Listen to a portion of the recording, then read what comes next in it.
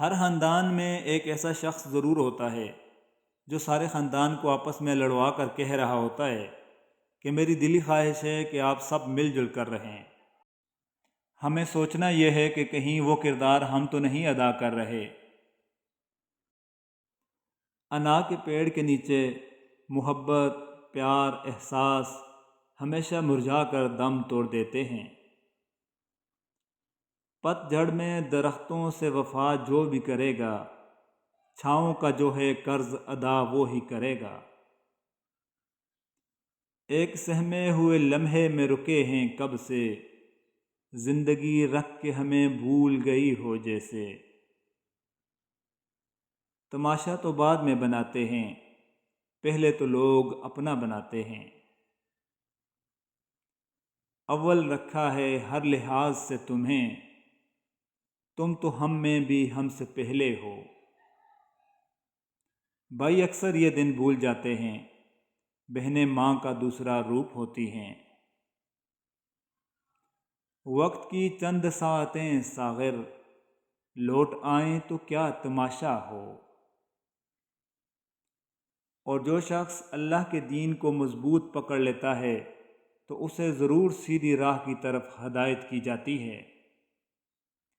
نرمی کے ساتھ گفتگو کرنا اور درگزر کرنا اس صدقے سے کہیں بہتر ہے جس کے بعد دل آزاری ہو۔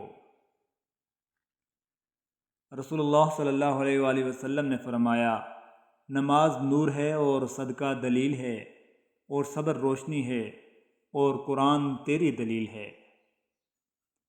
ایک حد کے بعد تو انسان سب کچھ چھوڑ دیتا ہے، روٹھنا، شکایت اور گلے شکوے کرنا، اور پھر دل تو ایسا ہو جاتا ہے کوئی بات کرے تو ٹھیک، نہ کرے تو تب بھی ٹھیک۔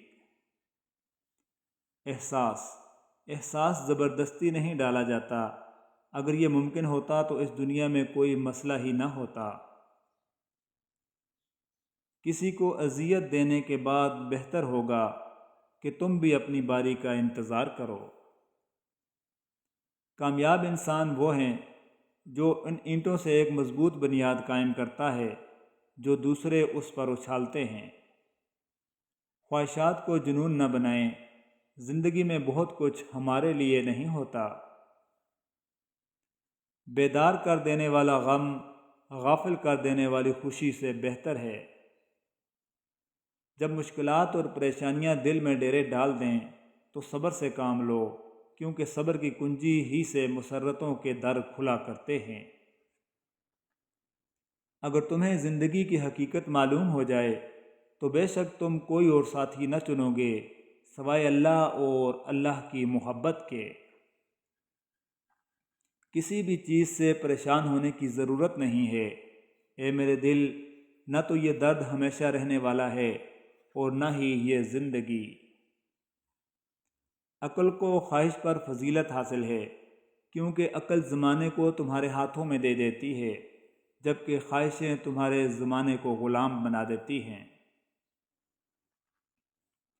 تقدیر کے لکھے سے چھٹکارا حاصل کرنے کا راستہ فقط عاجزی اور انکساری ہے۔ اللہ والوں کی باتیں سکون قلب عطا کرتی ہیں، اور اہل ظاہر کی باتیں دل میں انتشار اور بے اطمینانی پیدا کرتی ہیں۔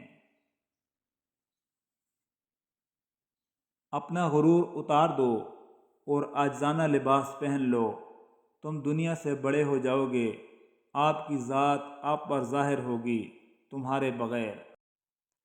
اچھی باتیں پڑھنے کی عادت ہو تو اچھی باتیں کرنے کی عادت خود بخود بن ہی جاتی ہے۔